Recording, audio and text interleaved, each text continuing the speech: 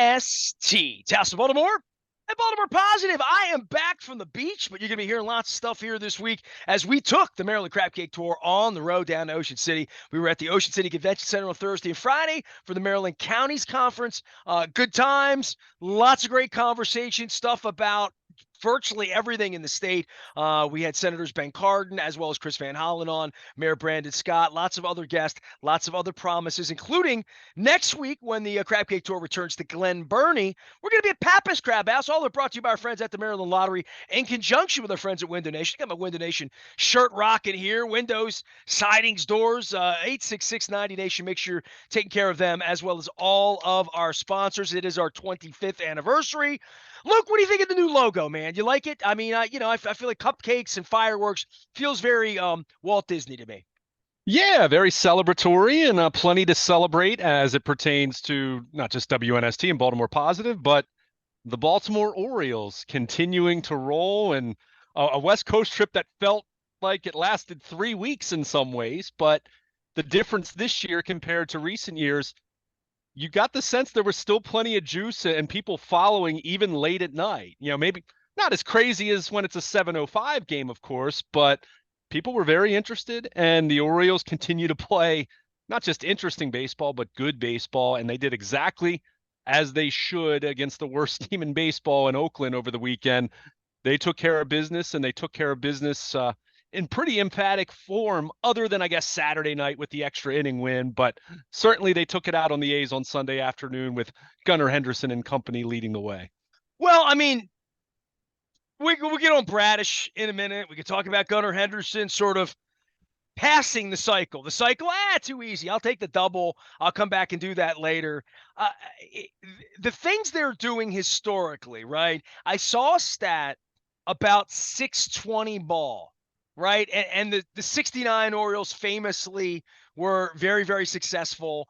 But in the history of the franchise, we're talking 97 wire to wire, 79 Orioles were really good. The 83 Orioles were pretty good. The 81 Orioles were, maybe better than any of them in the split season and didn't even make the playoffs. But this team, where it stands against the franchise, going back to 66, what happened in 64 and even 60 with some near misses when they only let one team from the American League in, and then 70, 71, 3, 4, very, very good teams under Earl Weaver. This thing at 620, and by the way, it took Kevin Brown and Ben McDonald. This speaks to the broadcasting. I could talk to that every day. But it sounded like they weren't allowed to talk about how bad Oakland was. And they didn't even mention until the 8th inning that, they're getting eliminated today, and it's August 20th. And they've won 39 games, and they're going to lose 100 before they've won 34 games. Excuse me. They're going to lose 100 before they win 40. That's also hard to do. Only really awful teams have done that. But the Orioles are on the edge. And, dude, it's August 20th, and they're not going to play the Yankees and the Red Sox 14 times with big payrolls where it's lopsided. They're playing a relatively sort of normal schedule. They're going to have to go to the West Coast again. And we were talking about this in May when we knew they were good. Like, hey, schedule makers don't like the Angelos family. They're going to, do whatever they can do to hose them because they're at the bottom of the pecking order of getting favors from the league on scheduling. But that being said, they've also been so irrelevant that send them out to the West Coast 3 times in August and September. Who cares? They just went out to the West Coast in clean clocks, and now they're going to come back home to fanfare. And we are ramping up now. Playoff ticket sales, a different kind of mojo for how good the team can be. Where's the A's? Oh, it's only been Kyle Bradish for 2 months. Yeah, exactly. I mean, Kyle Bradish has pitched excellent baseball since April. And remember, he had the weird start down in Texas. He gets hit on the foot. He goes on the IL. That's what brought Grayson Rodriguez back to the major leagues after the Orioles had initially sent him down. But since that opening month, I mean, he's just been on a roll. And I thought it was interesting over the course of the road trip, Kyle Gibson not pitching his best right now. He's the veteran that they're kind of leaning on from an innings perspective, right? Jack Flaherty, since his first start, it hasn't looked great.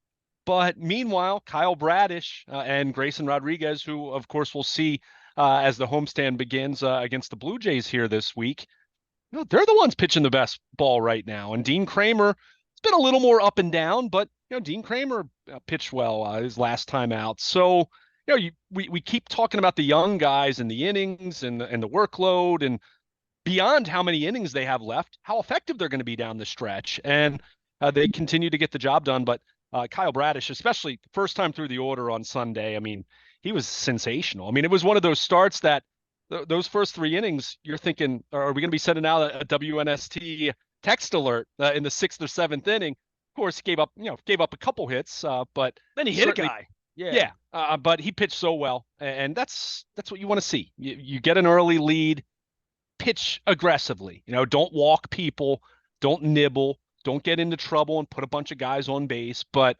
it's just been so good to see him pitch the way he has, and Grayson Rodriguez pitched the way that he has since returning from AAA Norfolk. So again, they're in the six-man rotation right now. They're trying to manage that. I understand that that's I don't know if trepidation's the right word, but I think there's some anxiety in terms of how that's all going to work out. But you said it, and it was something I was going to bring up. As the Orioles come home 30 games above 500, first time they've been 30 over since the end of the 2014 season. I mean, you mentioned 1997. I mean, I think the highest that team finished 98 and 64. I think they got up to 38 over at one point in time.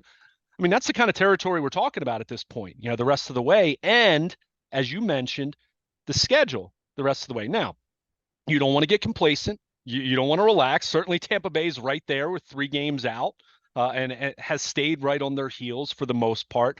But of their 38 remaining games, 18 of those are slated to be against teams that are sub 500. So we know the Orioles have played really well against tough competition, but when you see roughly half of your remaining games are against sub 500 teams, that makes you feel a little more confident that they're going to continue to roll. And yeah, they might have to manage their rotation a little bit. And they're still trying to figure out who's going to pitch high leverage in the bullpen. And there's some scuffling over the course of the road trip with relievers not named Felix Bautista. And, we're kind of used to that at this point in time, but they're figuring it out and they're winning ball games. And at this point, as we're almost 5 months into the season, they've earned trust. They've earned trust that they're going to be okay. And whether they're going to win 100 games, whether it's going to be 98, whether they're going to win the division, or whether they're going to be the top wild card, however it shakes out here over the last 6 weeks. And certainly they want to win the division and they want to be the number one seed. But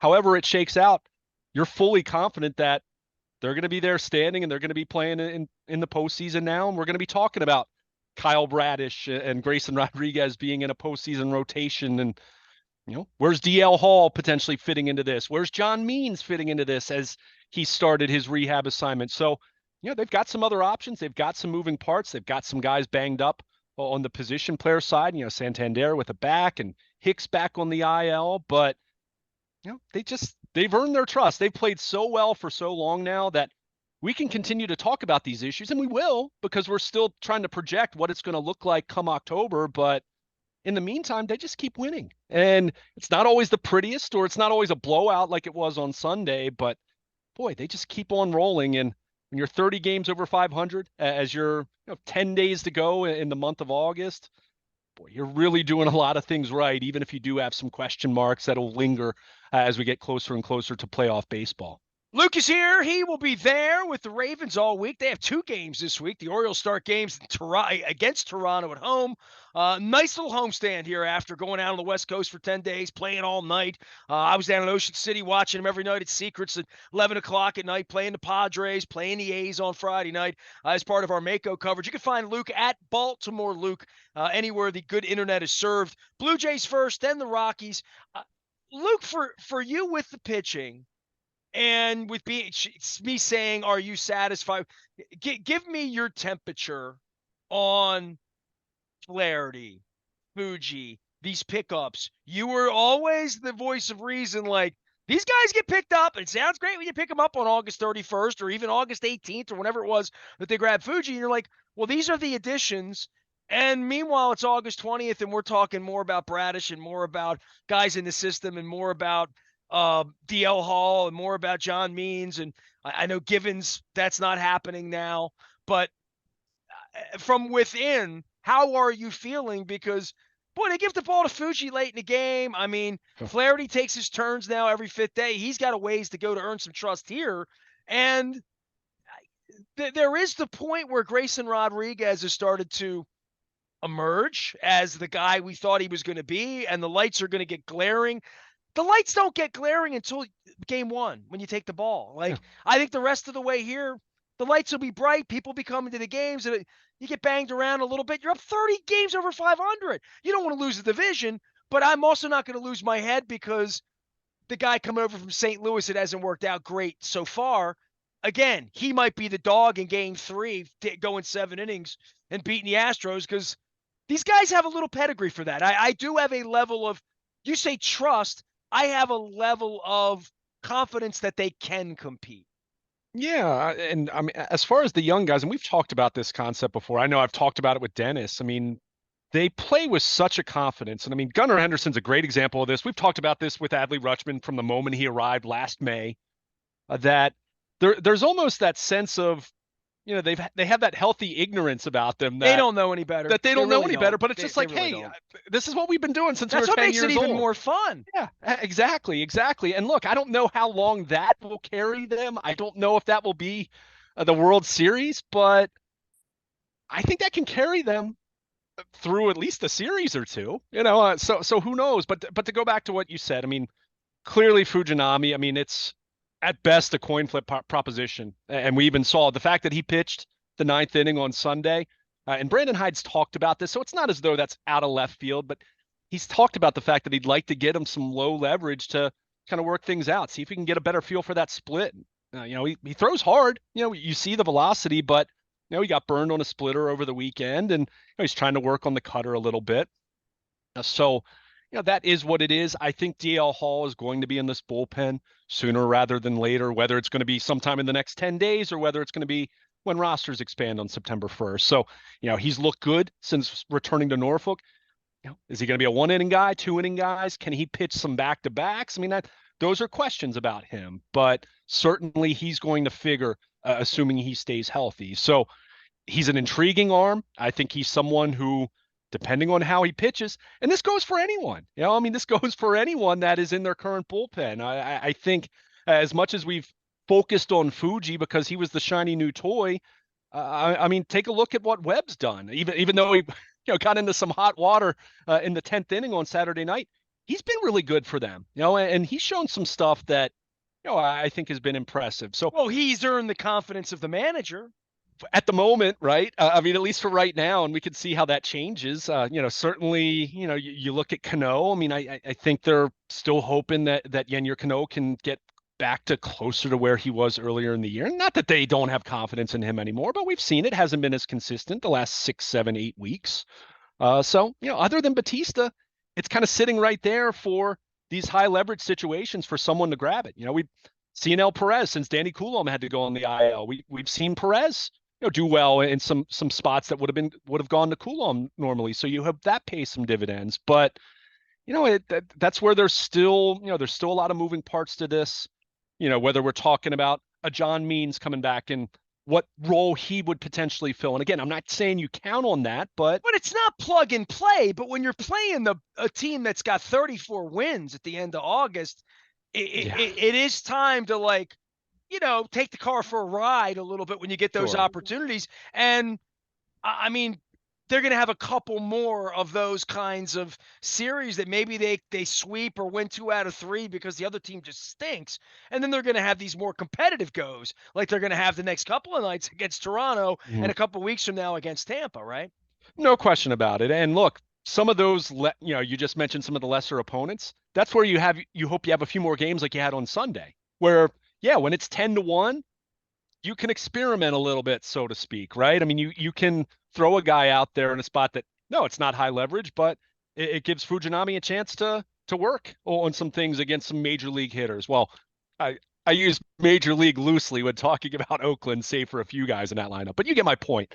And they are in that position. They've earned the right to be in that position where you can look at some of these games against sub 500 teams and look, they have to take care of business. You don't want to be in a position where you drop series or suddenly you're giving Tampa Bay a chance to really, not that they're out of it at 3 games out, but you don't want to let them even up with you. And of course they play in mid-September in Baltimore, a 4-game set, which that'll probably be as close as they get to postseason feel before actually getting to the postseason. But in the But meantime, they got Rockies and yeah, White Sox, these teams that are playing 350, 400 ball. Like next, they should eat well on this homestand. And you would, Toronto notwithstanding, they're going to see Gosman, all that stuff. But notwithstanding that these are the good days, man. This is yeah, fun. Get out to the ballpark before the kids go to school. yeah, no question about it. And look, they've done well even against some of these tougher homestands they've had for the most part. They've been able to eat. So you certainly would hope for that. You don't assume that. You can't take your foot off the gas, so to speak. But we've seen it. I mean, they have a six They've man had 8 rotation right now. sweeps. That's like 24-0.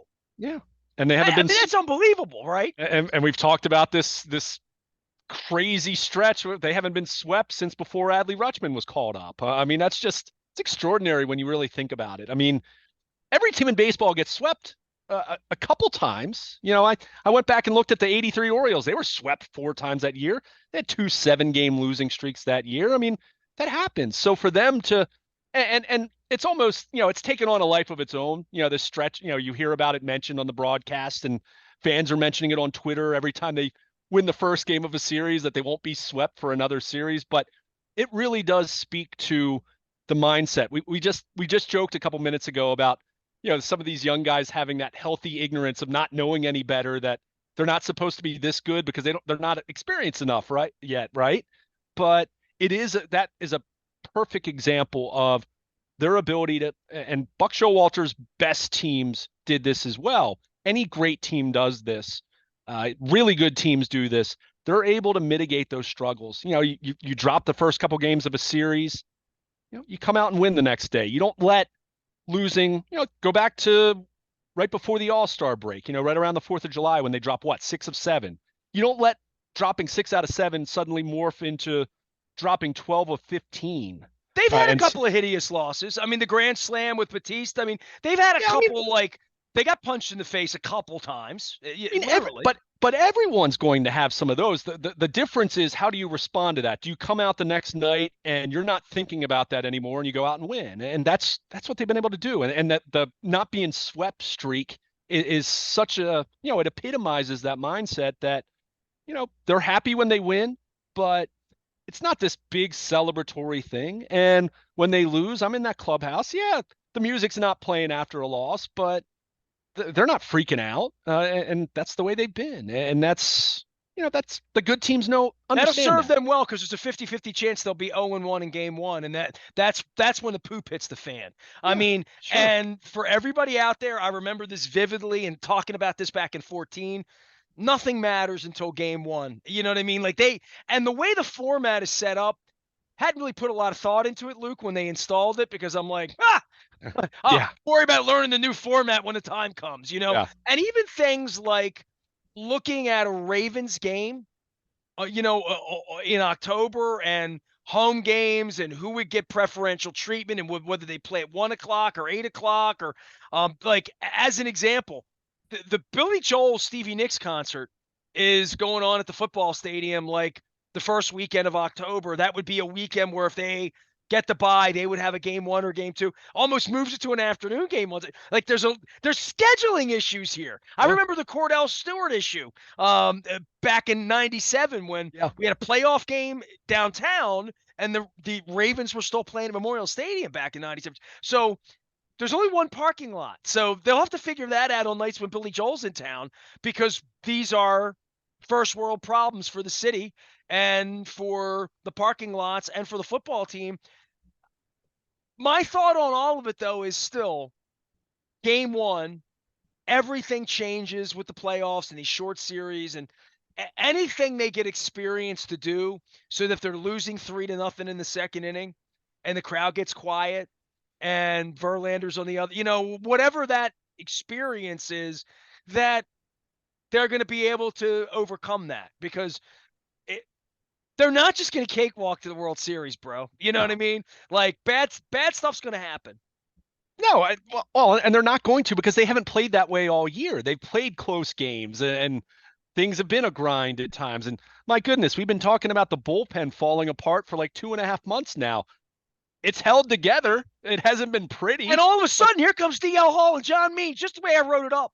right. Or Tyler Wells and John Means goes into the rotation and someone else goes into the bullpen. So they still have some options in that way. And look, they're gonna have to figure that out. And no one should assume that John Means is going to be able to help them, but now that he's actually making rehab starts, you can think about it, right? And, you can think about DL Hall because he's back at AAA and he's striking out a bunch of hitters at AAA, and the velocity maybe isn't peak, but it's certainly better than it was earlier in the year when he was dealing with the back issues. So, you're trying to figure all that out. In the meantime, 6-man rotation. They're trying to massage these innings, these workloads for these young guys who, by the way, as we've said, with Bradish and Grayson Rodriguez, have been their best starters recently. Bradish all season, but in the case of Grayson Rodriguez, I mean, that start he had against the Padres last week was he looked like an ace. Anyone who watched that game, his mentality, missing bats, gave up the home run, and then comes right back and strikes out 3 in a row right after that. It's just kind of stuff that you expect from a top of the rotation kind of guy. But Bradish has pitched that way since May, so they're trying to figure it all out in terms of managing the workloads, managing the innings, giving these guys an extra day's rest. You made mention every 5th day. It's every 6th day for Right. these guys at this point. And even with the off day Monday, they're staying in turn. So it shows you they're really trying to stretch that out as much as they can. Cole But Irvin giving him 5 innings. That helps too, well, right? I was just gonna say, in order for that to work, you need Cole Irvin to be competitive, and he's been able to do that his couple times through the rotation, and we'll see how that continues. We'll see. We've talked a lot about. I made mention of Gibson. His last couple times out, and it's. That last time out was not good. And he was staked to a lead in that game too. So, you're hoping you get Jack Flaherty as he's more acclimated, more comfortable in his surroundings, pitching for the Orioles, and all the things the Orioles do from a biomechanics standpoint in their lab in Bel Air and all the analytics. You're hoping you can still get him to pitch a little more like he did in Toronto his first start, and he's certainly capable of doing that. But these are the same things that every other contender is talking about right now. Every other contender in the American League, whether it's something with their lineup or, their outfield, their bullpen, everyone needs starting pitching. So that's not unique. But, the Orioles are not different in that way than any of those other teams. Where they are different is they have a better record than all those other teams. So from that standpoint, you look at where they stand right now, 30 over 500 with 38 games to go. I mean, their path to winning at least 96, 97, 98, 99 games, that's what the work they have to do that. That's not you look at that on paper, that's not an intimidating hurdle to cross. I mean, that's very realistic for just what they've done all year. I mean, whether they're going to win 100 or not, we'll see. Even that, their They need current to pace win with 23. They need to be 23 and 15, 15. yeah, Right? which is, hey, that's a good stretch, but that's what they've done all year. So can they do it? Sure. Will they do it? We'll see how it plays out. But everything about this team, and I'd be remiss, because you mentioned Gunnar Henderson in passing. Mateo had the inside the park home run. Let's give Ryan Mountcastle some credit, because there are lots of people, myself included, looked at where he was and look, the vertigo, how much that was impacting him, maybe even before he landed on the IL, who knows? But Mountcastle, he's got a 26 game on base streak, best streak the Orioles have had in that department since Jonathan Scope back in 17 when he was an all-star, went down to Miami and covered him that year at the all-star game. But Mountcastle's been one of the best hitters in baseball since the all-star break. And, so to get him back on track, and we've seen it in the past when he swings well, and that's not to say he's going to do it the rest of the year, because he's been a very streaky hitter to a maddening degree at times. But to see what he's done, in addition to Rutschman moving into the leadoff spot, I think that's been a nice boost for them with his on-base ability. Gunnar Henderson doing what he continues to do. I mean, I thought it was so cool, and I saw you made mention of it on social media as well, that he crushes that ball inside the first base bag. It would have been real easy for him, especially a 10-1 game. It would have been easy for him to just say, oh, I'll just stay at first. That's not how he plays, though. I mean, that kid plays so hard. Brandon Hyde even talked about this. It was at the end of the last homestand. He talked about the fact that Gunnar Henderson, one thing that concerns him about Henderson is how hard he runs into first base and puts his foot on the first base bag trying to beat out a ground ball. It's something that Hyde has actually talked to him about and said, "Hey, we want you out here for 150 plus games, every year. There are times where that we want that, but there are other times where, dude, you got to be thinking about the big picture also." And I think Gunnar Henderson doing what he did on Sunday, where needs a single for the cycle, and he goes into second base hard. It's a blowout game, and Hey, I've been telling Lamar Jackson not to run into linebackers for I 5 mean, years too. So it's but it's just what a great, and I'll even this sounds a little corny, but so many young people, so many kids that are getting into the Orioles and everything. You see that example right there where he could have just, he could have a pulled little up and different just than stayed at Manny first. Machado. Little different. And look, and to be clear, I don't think Gunnar Henderson's the only guy on this team that would do that. I'm not saying that, but you see an example like that, and you say, hey, that's a pretty cool example to see. One of the best young, bright future stars that's an Oriole right now, and the rest of the league is quickly finding out about this kid. For him to do that in that spot, that's pretty cool. And oh, by the way, he just instead of the cycle, he had to settle for 4 extra base hits in one game. That's not too No shabby. one would have begrudged him stopping at first base, and they would have No. said, "Cycle, it's cool." Nobody would have, there's no argument on that, right? Literally. Yeah, well, and Brandon Hyde joked after the game. He said, "Well, maybe Gunnar was just trying to elevate his OPS a little bit more, and get the extra base hit there." But Well, there's a part of it respecting the game too. Play sure. it out, play the game out. Luke Jones is here. We're playing the game out. He'll be playing the game out late night with the Ravens this week, as well as early night with the Orioles playing 7:05 games. Finally, how'd you do with the toothpicks in your eyelids? I mean, I was in Ocean City, dude. 72 hours, 3 days in Ocean City. I was never even on the side of the coastal highway where the beach is. That's how that I saw as much beach as you and I did the 2 times we've done Super Bowls in Miami and Tampa and anywhere else there was a beach. I'll say the nice thing about the West Coast trip is gone, at least now, right now, and maybe that'll change in the future. Gone are the days of those 10:35 starts. I mean, remember the 10:35 starts.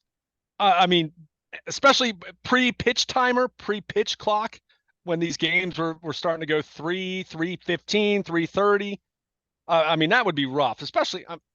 Well, and let's call a spade a spade. 2018, 2019, 2021. I wasn't even trying. I'd watch the first couple innings, and then That's it. I'll watch the highlights on MLB Network the next Quack morning. out after Johnny Carson is what I say. But yeah, but it's been nice. I mean, these games have been more 9:40. What the one game, the last game in San Diego was actually an 8:40 start. Yeah. So that that's not too bad. But I admittedly I dozed once or twice. Long days in Owings Mills covering practice on the backfields, even though the weather's been pleasant in that regard. But it's it's been fun, and that's the one thing I'd say about the San Diego series. I'd be remiss because we're not going to we were focusing on Oakland and just the West Coast trip in its totality. I will continue to say it is amazing to me that the Padres are as mediocre as they are record-wise when you watch them, even for 3 nights. That right there is underachieving. The anti-Orioles right now, let's say, compared to the Orioles, who you feel like they're getting everything they possibly can out of their talent. That let's not misconstrue. They're very talented, but they're still young and they're still ascending. And you still feel that these guys are, Gunnar Henderson's going to be better 2 months from now and 2 years from now than he is right now.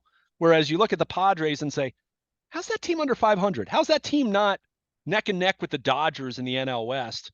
Well, the Orioles lost 2 out of 3.